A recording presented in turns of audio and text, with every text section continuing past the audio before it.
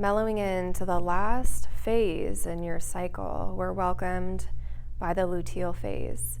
This is considered your inner autumn.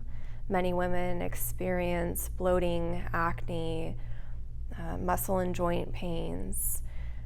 This is not so exciting and bright and light for a lot of women. However, we can change that if we really understand the way that our body is moving through this phase. Because what happens on the anatomic level is that the egg, which is sitting in your fallopian tube from ovulation, is now moving through that tube, and if it's not fertilized by the sperm, then it's going to go into your uterus and it will shed with the many layers and tissues of your uterus and create your period. So if it's fertilized, then you are creating new life. But the egg, regardless, is the carrier of life, of substance.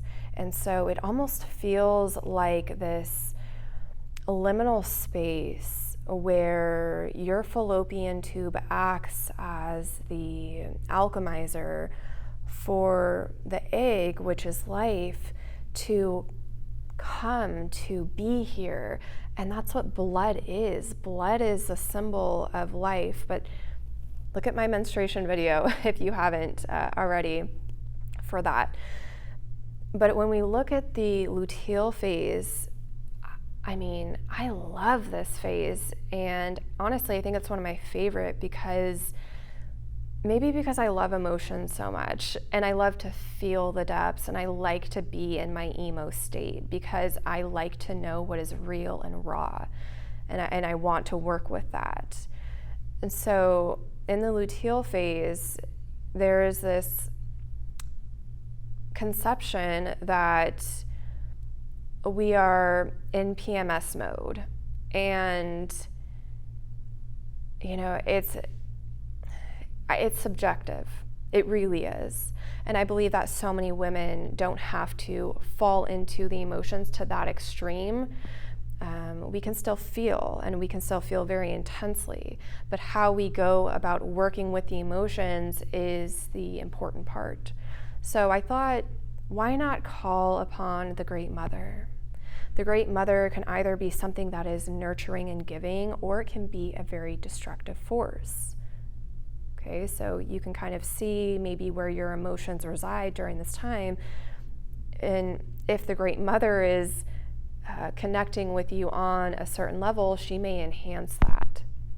Okay, so when we call upon the Great Mother, I'm wanting to invite you to feel how she can be so creative, receptive, nurturing, how she holds this all-encompassing love while your hormones are drastically shifting again to prepare for menstruation or to prepare to have a baby. But as your body is going through this, we really have to develop a self-care routine, and that is what I wanted to make this video about, is that when we feel heavy, we have to nurture it.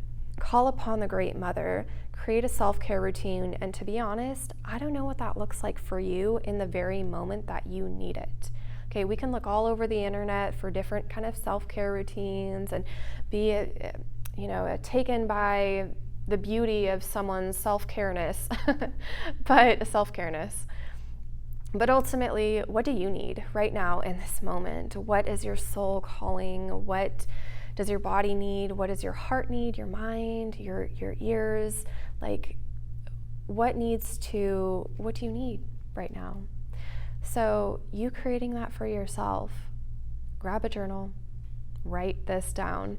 Now, the embodiment practice is going on a nature walk. And this is going to connect you to something that is bigger. Again, we're calling upon the Great Mother, which a part of her representation is the earth, that which we live on. She is a carrier of us. And when we can connect on a nature walk, going very slowly, touching the trees, noticing the sounds, acknowledging the smells, the warm pine, maybe noticing different colors and how there's like this ombre texture to a leaf, really attuning yourself to something that is bigger so that you can kind of come outside of this really heavy experience of the preparation of the shed. So the nature walk is the embodiment practice, but the somatic exercise, this is something that I'll show you right now. I have 2 somatic exercises for you during this time that are going to honor the cramping, the inflammation, the muscle and joint pains. And the first one is going to be an abdominal massage, lightly rubbing your belly back and forth. I would recommend that you are skin to skin doing this. There's no clothing to be the barrier between you and you. So allowing the pain to be there and speaking with it and asking, why are you here, and how do you want me to nurture you better? I'm currently in my luteal phase, so this actually feels quite nice, even exactly as I am right now. So a belly massage is number 1, but the second one, pelvic tilting. This is going to release a lot of the tension and prepare you for your menstrual cycle. And in this position, just notice how your hips feel on the ground and how your back feels. And I would just invite you to lightly arch your back first so that you can get a feeling of what it means to tilt it forward. In this arching all the way back, try and get as much as you can. Push your shoulders down and in. And then go ahead and do the opposite direction where you're pulling your pelvis all the way up. It's almost like you want to kind of pull your knees together, maybe get your hamstrings involved to tighten them. But when you lift the pelvis,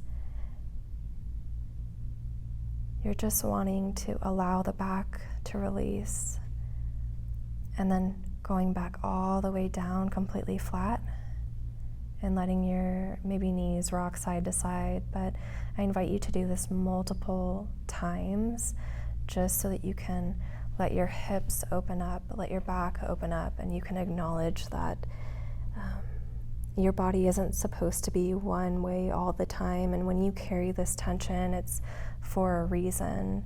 So rocking the pelvis side to side is almost like the invitation, welcoming the menstrual cycle to come here, to be here. We are always a servant to the things which we don't know, and it's important that in this being the servant, that we walk forward, that we enter this with a welcoming and gracious presence. So this wraps up the cycle. You have been through each phase.